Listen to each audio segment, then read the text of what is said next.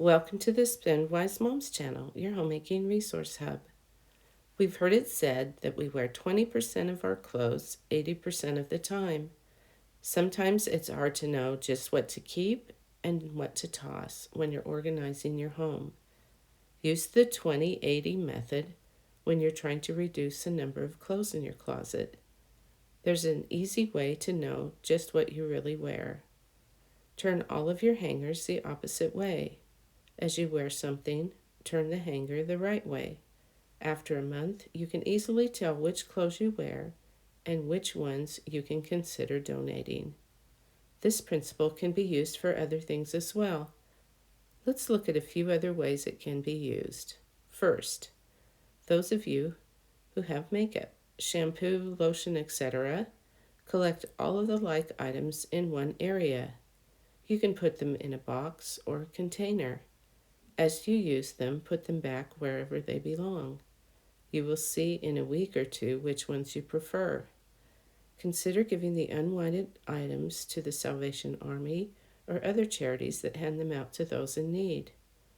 For those who tend to be frugal, maybe you can stop buying any new ones until you finish all of the old ones you don't like. In the future, you'll know which ones to buy because you've taken the time to do this. Look at your household cleaners in your home. How many do you need? How many do you really use? Take all of the cleaners off one shelf and put them on a different shelf. As you use them, put them back on the shelf where they belong. After a couple of weeks, donate the others or use them up and only buy the ones you like in the future. Look at the dishes that you have. How many do you need? How many do you really use? You can do the same things with your dishes when you take them all out of the cupboard, and as you use them, put them back in the cupboard.